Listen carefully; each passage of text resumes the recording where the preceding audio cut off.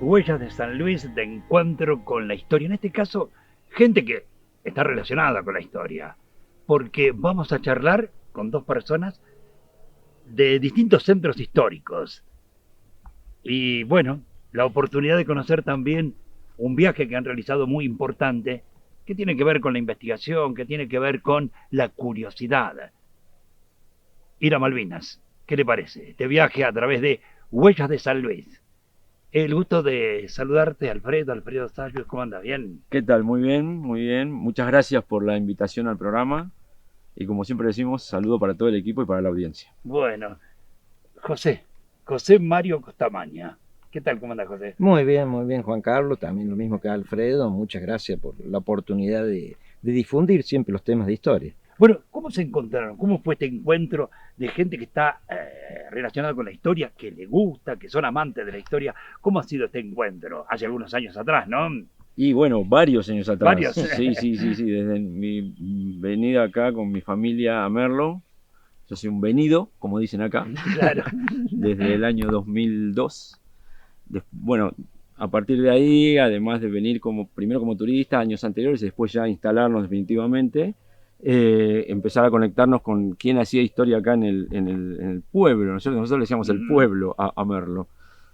Y ahí es donde conocemos primero a Nora Costamagna. Claro, gran historiadora. Claro. Y a través de Nora, bueno, nos contactamos con José Mario.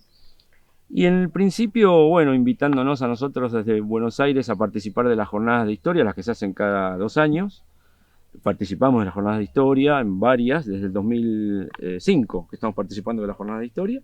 Y bueno, a partir de ahí se estableció el vínculo, se estrechó este vínculo que concluye de alguna manera, o se afianza, no concluye, se afianza de alguna manera en el año 2022 cuando firmamos un convenio de acuerdo marco mutuo entre el Centro de Historia de la Villa de Merlo y el Instituto de Historia Enrique Manson de San Miguel, provincia de Buenos Aires, que es donde yo pertenezco. Claro. Estoy en los dos, de todos modos. Primero fui del Centro de Historia de la Villa de Merlo. ¿Y en aquel lugar, en San Miguel, investigan hechos que tienen que ver con...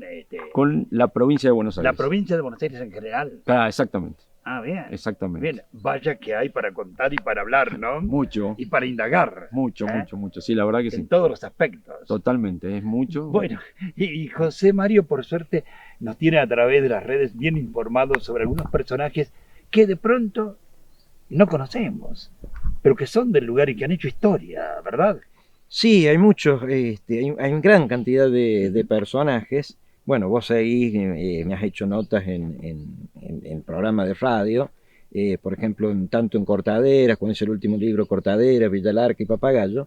Y sí, como vos decís, la sorpresa de personas vinculadas y de trascendencia nacional. Por ejemplo, en el caso de Cortaderas, alguien como el general Franklin Lucero, públicamente conocido por la historia nacional, pero mucho, la verdad que fue una sorpresa, sobre todo para la gente de Buenos Aires, saber de que el general Franklin Lucero no solamente ha nacido en la provincia de San Luis, sino que tenía una vinculación muy importante con Cortaderas. Claro, además fue ministro de Perón. Por eso, y uno, digamos, en esa época era prácticamente el segundo de Perón. Llegó a ocupar un cargo importante y a veces la historia nacional, cuando hablo de general Lucero, digamos, no, desconoce eso, o al menos no le da la importancia que se merece. Y así otras personas de destacada actuación también a nivel nacional que han venido acá en esta zona, así que bueno, por ahí uno trata de rescatar eso también. Claro, y hay muchos personajes de aquí, de la Villa de Merlo y de la provincia de San Luis en general, ¿no es cierto?, que se los revive a través de la historia, porque uno no sabe que realmente han hecho cosas muy importantes. Sí, es cierto. Sobre todo los maestros, escritores, ¿no? Bueno, otra persona está acá, está bien, más para parte de San Luis, pero que es más conocido por su faceta de la literatura, don Polo Godoy Rojo. ¿Qué te parece? Ampliamente conocido, por ahí se ignora que también fue muy importante su actuación como maestro rural, en la zona justamente de Balcarce, Pozo Cavado, toda esa zona, y que justamente él mismo en uno de sus trabajos inéditos dice que su desempeño como maestro rural hace que justamente surja su vocación literaria. Qué bárbaro. Y Alfredo, y allá también me imagino que debe suceder lo mismo, ¿no? Sí, totalmente, totalmente. El tema que allá, acá, bueno, la provincia de Buenos Aires, con tantos, exactamente, con tantos distritos, digamos que tenemos apoyatura de historiadores de distintos lugares que se suman al instituto, al profesor Enrique Manson, que lleva ese nombre en homenaje a un profesor muy reconocido en la zona, el profesor precisamente Enrique Manson, que falleció hace 3 años, y en homenaje a él le pusimos el nombre al instituto. Y se suman de otros lugares y con eso se va, digamos, armando el contenido histórico de lo que es la provincia de Buenos Aires, ¿no? Claro. De hecho, este año va a ser el primer año que nosotros vamos a organizar una jornada de historia al estilo de las jornadas que se organizan acá en Merlo, que va a estar prevista para septiembre, octubre de este año, y que se va a hablar exclusivamente sobre la provincia de Buenos Aires, con la excepción de los invitados especiales que van a ser precisamente José Mario y Nora, que pueden hablar del tema que ellos quieran. Ah, perfecto. ¿Y hay en el resto del país, en las provincias, tienen muchos historiadores? Y en el resto del país, bueno, nosotros estamos muy afianzados acá en San Luis. El director de nuestro instituto, el profesor Omar Alfaro, es mendocino y él tiene contactos con gente de Mendoza. Entendemos que sí, yo creo que, bueno, ustedes tienen mucho contacto también con gente de Córdoba. Mendoza, claro. San Juan. Así que, San Juan. Yo creo que sí, que esto crece, se afianza, y el tema de la historia de los pueblos ha quedado un poquito relegada precisamente especialmente en la provincia de Buenos Aires, ¿no? Por la impronta que tiene la ciudad de Buenos Aires, la ciudad autónoma de Buenos Aires, claro. ¿no? Que la proyección es muy fuerte, ¿no? La presencia es muy fuerte. Entonces queda un poquito relegada y tal vez cueste más armar toda esta historia local, justamente por este motivo. Pero entendemos que con esta nueva, digamos, hay también como una nueva etapa de querer revalorizar qué es lo que ha pasado en cada pueblo, qué es lo que ha pasado con cada personaje de cada pueblo, y eso es lo que hace que tenga un valor intrínseco especial la historia local. Perfecto. Mario, y es muy difícil el tema de la investigación, me imagino que lleva mucho tiempo, el análisis de cada uno de los temas, ¿no? Es complicado a veces por el tema de la cuestión de archivos. Si bien acá, por ejemplo, nosotros concretamente en San Luis tenemos el Archivo Histórico de San Luis, que es el Archivo Histórico de San Luis bastante completo en información, pero a veces tropezamos en ese inconveniente cuando dedicamos a los pueblos, de que por ahí los municipios no tienen esa conciencia, lamentablemente. Ahora creo que sí, en el último tiempo, y bueno, cuando nos hemos puesto a investigar, hemos pedido que no se tire la documentación. Muchos gobiernos municipales, a veces por falta de espacio y todo ese tipo de cosas, han ido tirando la documentación. Claro. Y no han ido, decimos, bueno, si no lo pueden guardar en el municipio, no pueden organizar archivos municipales, por lo menos decimos, mándenlo en el archivo histórico provincial. Y lo mismo vemos que pasa en instituciones, por ejemplo, en las escuelas, que es una parte importante de cada pueblo, las historias de las escuelas, y en las escuelas pasa exactamente lo mismo. Así que esa es casi la principal traba que tenemos. Y que por ahí es difícil el tema, si bien, bueno, con Nor y con el equipo más o menos que tenemos, aparte de la cuestión documental, hacemos entrevistas, porque hay gente la gente de nativa o de muchos años que ha vivido en un lugar, tiene conocimientos que por ahí no van a estar en ninguna documentación, pero siempre buscamos respaldo documental. Entonces, básicamente, ese es el inconveniente que nos sabemos encontrar. Bueno, Alfredo, pero ahora con el tema de todo digital, es como que ha cambiado, ¿no? Sí, totalmente. Esto facilita muchísimo porque incluso ahora el intercambio de documentación, el intercambio de material se hace de manera digital y es mucho más rápido. Digamos que este avance comunicacional lo que nos permite es estar inmediatamente en contacto con el otro, con la otra persona, con el otro historiador, y poder intercambiar información de manera muy veloz. Y eso es muy bueno. ¿Y les cuesta a ustedes en la provincia de Buenos Aires encontrar el material? ¿Hay archivos históricos? En algunos lugares, no en todos. En muchos casos, bueno, como acaba de decir José Mario, tenemos que recurrir a la historia oral, que para nosotros es muy importante la historia oral, y recurrimos a viejos vecinos de los lugares, digamos, a gente que ha vivido distintas situaciones o distintos episodios o hechos importantes de cada localidad, y ellos nos van relatando cosas, y de esa manera es como un rompecabezas, ¿no? Claro. Se va armando toda la historia. Y en otros lugares sí hay archivo. Bueno, antes de ir al centro, ¿no es cierto?, de la charla que tiene que ver con el viaje a Malvinas, quiero que contés que vos sos un apasionado del cine. Y que Claro, justamente esa actividad, ser investigador de historia, estar relacionado con la historia, y además ser un apasionado del cine, te llevó a lo que vamos a charlar después del viaje de Malvinas, ¿no? claro, sí, exactamente. Digamos que es una pasión que empieza desde muy jovencito. Me recuerdo con mi padre, que ya ha fallecido, íbamos al cine todos los sábados, indefectiblemente a ver los estrenos que se hacían los días jueves en Los Buenos días Aires. jueves. Me acuerdo que mi papá compraba el diario Crónica, leíamos, marcábamos 5 o 6 películas que nos interesaba ver, y los sábados íbamos a ver esas 5 o 6 películas por allá por la calle Lavalle, por la calle Perfecto. donde ¿Era estaban los cine cines. continuado? Exactamente. Ah. Entonces íbamos a las 10 de la mañana y volvíamos a casa a las 10 de la noche, Pero una panzada después de de haber cine. visto los estrenos casi todos los sábados. Eso generó mi amor por el cine, y también, como yo decía hoy hablando con él, el show Todo por Amor, mi hija se empezó a dedicar al cine, le empezó a gustar, y bueno, a partir de ahí empezamos a trabajar juntos, creamos una productora, empezamos a trabajar juntos, y yo me dediqué mucho a la parte de guión, en cine, a la producción ejecutiva, y ella a dirección. Cuando ella se vino a vivir definitivamente a Merlo, acá a San Luis, bueno, yo tomo el rol de dirección también, un poco, bastante apoyado por ella, y bueno, hacemos todo en Buenos Aires ahora, ¿no? De hecho, este año retomamos una ficción que tuvo mucho éxito allá en Buenos Aires, que se llama Philip y Morris, Detectives Privados, que es un policial, que es una serie policial, Sí, sí. que funcionó su primera temporada en el 2021, segunda temporada en el 2022. Vino el largometraje, se hizo el largometraje, que se estrenó en 2023. 2023 paralelamente hicimos otra serie que se llamó Amores, que eran distintas situaciones de amor, de romances. Y este año se estrena la segunda película de Philip Morris, que se llama El Círculo de las Sospechas. Y comenzamos este año nuevamente con la tercera temporada de la serie. Bárbaro. Espectacular el trabajo. Eso es la ficción. En la ficción. Sí, pero ahora, enseguida vamos a contar Ahora viene el el porqué, ¿no es cierto?, del viaje a Malvinas.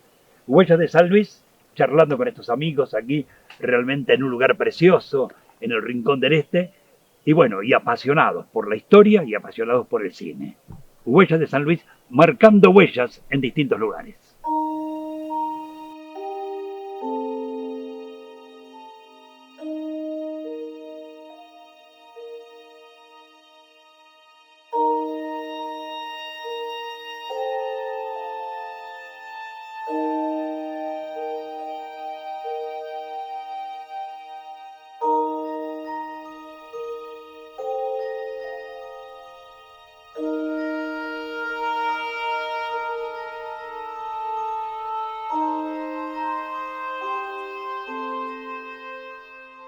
Seguimos de Huellas de San Luis en este encuentro con historiadores.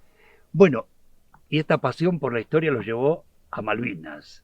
¿Cómo fue el arranque? ¿Cómo fue la parte preparatoria, no? Bueno, mira, esto fue así. A nosotros nos surge la posibilidad de viajar a las Islas Malvinas.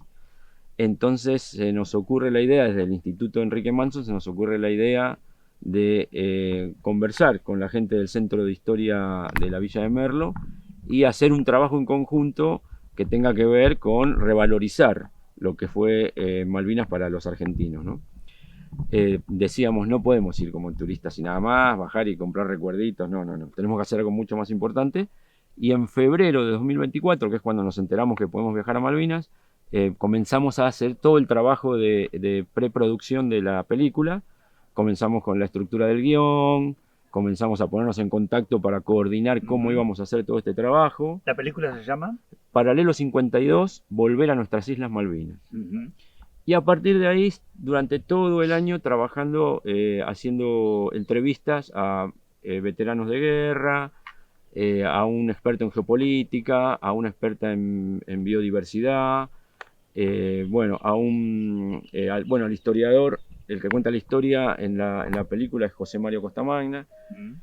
Y un dato de color que nos gustó muchísimo en todo este entramado de ir conectando gente, ir hablando con gente que nos fue a su vez conectando con otros veteranos, con otros expertos en el tema.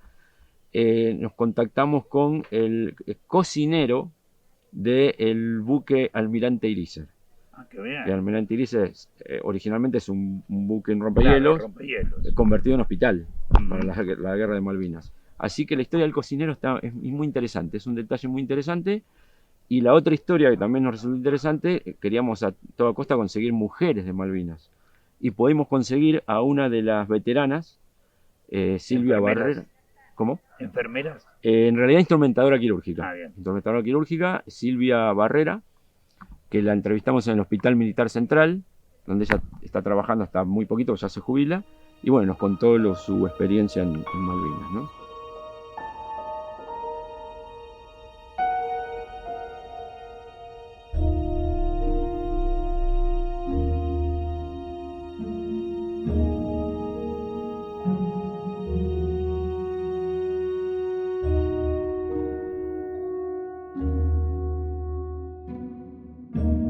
Y la historia, me imagino tu trabajo de investigación, ¿no? Sí, sí, fue Eso te llevó mucho tiempo. sí, y justamente la idea, porque como lo planteamos con Alfredo, ¿qué tocar? Porque decir la Malvina es un tema que se conoce y no se conoce. Se conoce más por la parte de la guerra, pero la idea justamente, o el objetivo, es que llegar a los más jóvenes. Si nosotros, bueno, todos hemos vivido de alguna forma la guerra de Malvinas, generacionalmente. Y después que el final ha sido trágico totalmente, muy doloroso. Exactamente. Tratar de tapar, de ignorar, ¿no es cierto?, un hecho histórico tan grande, realmente para los combatientes fue realmente durísimo. Claro, ¿no? y eso también es uno de los objetivos. Si bien, como mencionó Alfredo, la película trata sobre distintos temas, no exclusivamente la guerra, no era la idea de marcar la guerra, pero sí para que se entendiera un poco. Hay que hablar un poco de los antecedentes históricos, porque si no se repite la cuestión y las Malvinas son argentinas, pero por ahí no se dice por qué son argentinas. Claro. Y ahí, dentro de la película mencionamos que no solamente por los antecedentes históricas, geográficas y jurídicamente, no hay ningún lugar de duda que las Malvinas son argentinas. Pero justamente el objetivo Es la Patagonia. es la Patagonia. Claro, Geográficamente, Sí. si bien lo sabíamos, el hecho de ir y observar el paisaje, contemplarlo, vivir el tema del clima, te das cuenta de que claramente estamos hablando de una zona que pertenece a la plataforma continental argentina y que pertenece claramente a Argentina. Alfredo, qué doloroso el regreso de los combatientes, ¿no? Sí, sí, yo creo que realmente, bueno, lo que están mencionando José Mario, estoy totalmente de acuerdo. Esto de la desmalvinización que hubo al principio, yo creo que marcó un hito negativo en esta historia, ¿no es cierto? Él decía en algún momento, y yo también estoy de acuerdo, decía, se debería haber recibido a estos muchachos como héroes, tendrían que haber desfilado como héroes, sin embargo se les escondió. Yo creo que eso fue un gran error. Si bien en estos 43 años que siguen se ha logrado reinstalar el tema, se ha logrado revalorizarlo y se ha logrado que la sociedad empiece a entender qué fue Malvinas y para qué, costó mucho tiempo. Se tendría que haber hecho mucho antes esto. Claro. Pero bueno, por suerte se está logrando y vamos en camino a revalorizarlo, como decía recién, y a tenerlo presente en la sociedad argentina. Bueno, Mario, contame cómo fue llegar a Malvinas. ¿Qué siente uno al pisar nuestro suelo en manos de los ingleses, no? Bueno, primero te digo, fue una gran ansiedad porque había gran expectativa, es decir, sí o sí para llegar. Y bueno, existían riesgos que se nos empezaron por ahí uno no tomamos conciencia, pero se empezó a plantear. Por ejemplo, 2 días antes navegamos por la Antártida y hubo un día justamente que se suspendió Bahía Elefante, Bahía Elefante, porque las olas eran olas de 11 metros. Bueno, ese fue por lo menos el motivo que alegó el capitán para no navegar por esa zona. Y bueno, existía la cuestión esa, después si el tiempo, la inclemencia o el mar iba a permitir el desembarco en Malvinas. Te imaginas que teníamos una expectativa muy grande y por ahí hubiera sido frustrante no llegar. Fue con temor, pero por suerte, digamos, el tiempo nos acompañó inicialmente. Cuando llegamos a Puerto Argentino, vamos a decir Puerto Argentino porque es Puerto Argentino, más allá como lo llamen Puerto Estaño, lo que sea. Es decir, el buque queda en determinado lugar y ustedes en lancha se trasladan a Puerto Argentino. Llegamos más o menos unos 20 minutos. Llegamos con un poco de sol, si el clima más o menos parecía ¿A que qué iba a hora estar más o bueno. menos? Un poquito antes de las 8 de la mañana. Ah, bien tempranito. Sí, sí. Y había que aprovechar el tiempo. Y había que Claro. aprovechar porque justamente, ¿cuál era lo central? El objetivo central era ir a Darwin. Venía un grupo de argentinos también y los argentinos todos querían ir al cementerio Darwin. Y quedaba unos cuantos kilómetros. Claro, cerca de 90 kilómetros. Ah, Entonces ya más o menos, sí, es una hora y media de tiempo. Entonces había que calcular, era 1 hora y media, más 1 hora y media, 3 horas, de las cuales se perdía. Por supuesto que el crucero, bueno, era de 8 hasta las 4:30 de la tarde aproximadamente, así que había que hacer todo eso. Por suerte el tiempo nos acompañó hasta que llegamos al cementerio Darwin, se tomaron algunas imágenes, algunas fotografías de la zona, pero te digo, si bien yo tenía personalmente la imagen, había visto por internet la foto del cementerio, las cruces de los soldados, pero yo creo que se sintió algo especial. Claro, estar Es así decir, en ese momento, ¿no es cierto? verlas tú, sí, claro, además el cementerio está en la soledad total. Totalmente. No hay nada alrededor. No hay Pero nada. literalmente, no hay nada. Nada. pero sí, te digo que te da una sensación increíble. Y después sí, se dio también una cosa bastante particular, porque después que sacamos la fotografía, a los 5 o 10 minutos, cambia el tiempo, empieza a llover, empieza el viento del sur que prácticamente nos golpeaba, tipo latigazo. Te corta. Pero Bien. ante esa situación y que no había lugar donde refugiarse, y estábamos esperando, no sabíamos qué hacer, porque el lugar donde estaba el vehículo que nos había llevado, no es que estaba lejos, pero bueno, eran más o menos unos 100 metros, 150 metros probablemente. Sí. Pero bueno, te digo que a mí se me cruzó la imagen, y por eso también fue muy emotivo, de lo que deben haber sentido nuestros muchachos, los ¿Qué te soldados. Porque en serio, nosotros estábamos bien abrigados porque sabíamos que iba a estar frío. Y las noches. Claro, las trincheras. y ¿no? tener en cuenta también otro aspecto. Nosotros estábamos en enero, con lo que ya significaba, Y la guerra ellos fue estuvieron abril, mayo y junio. Claro. ese invierno. pleno invierno. Sí, Por lo sí. tanto, creo que ahí también tuvimos un poco la magnitud de lo que deben haber sentido ellos.